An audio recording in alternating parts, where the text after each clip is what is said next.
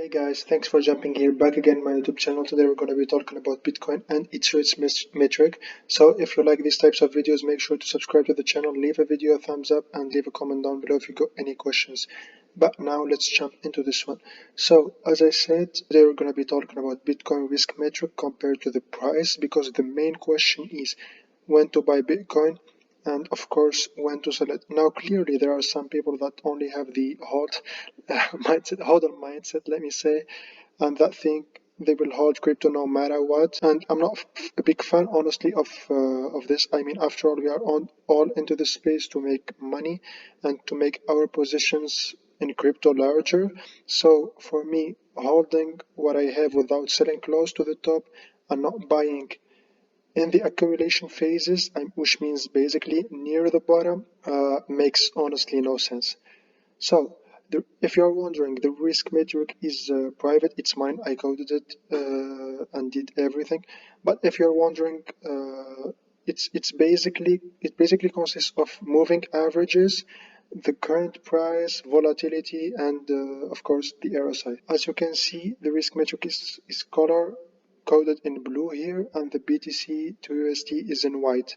And this chart is the chart since 2014.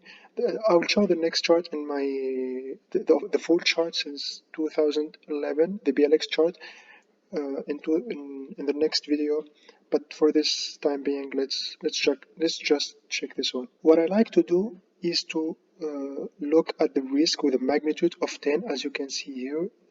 The risk with a magnitude of 10, with 0 being of course the lowest and 10 being the highest. And of course, being in crypto is in itself a risk. Finding a risk lower than 0 is impossible. A risk lower than 0 and everything never exists. What I like to do is to split the chart into 10 parts, each one of them with one order of magnitude.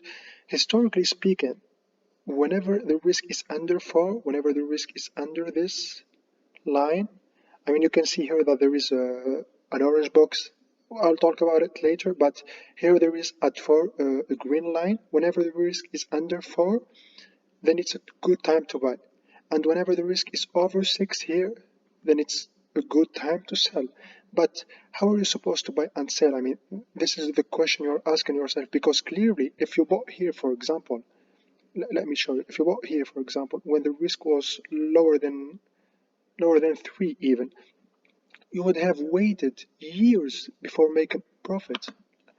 Let's just see. If you bought here, for example, it would have taken you like almost a year and a half, not even 2 years, but yeah, a year and a half to even see profits. So how are you supposed to buy? What I like to do is to split the chart, as I said, into 10 parts. Let me explain to you. Let's say, for example, you have $1,000 that you want to invest into cryptocurrency. What for me seems reasonable to do, keep in mind that this is a long to mid-term type of investment. This is a mid to long-term chart. So this is not for people that day trade. This is not for people that day trade. But let's say, as I said, that you have $1,000. What I like to do is to buy starting from lower than 4.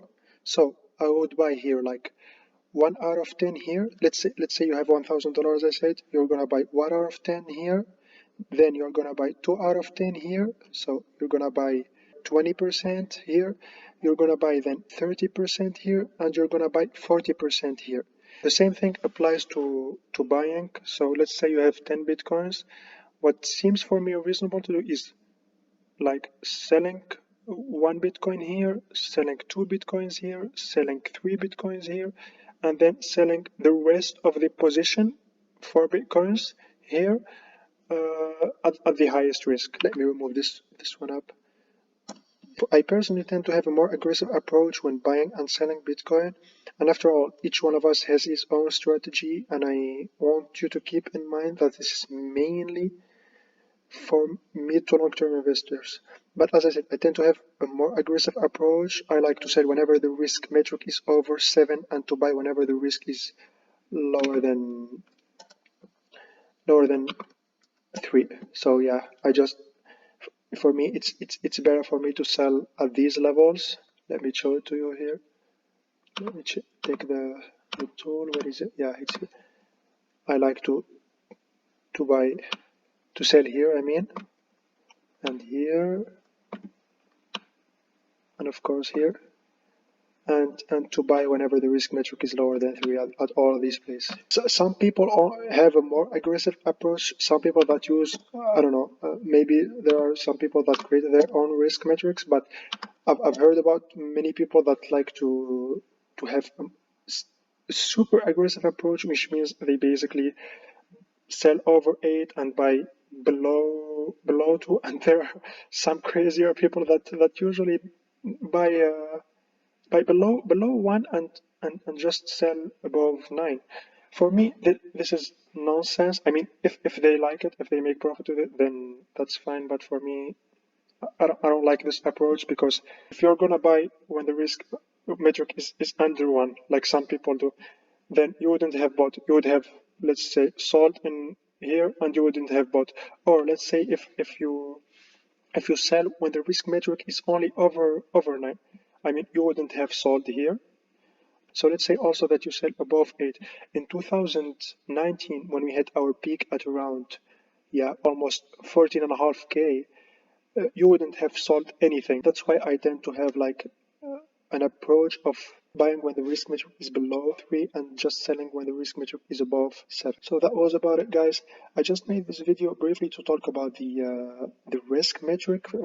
Yeah, if you're interested in the risk metric, you can DM me.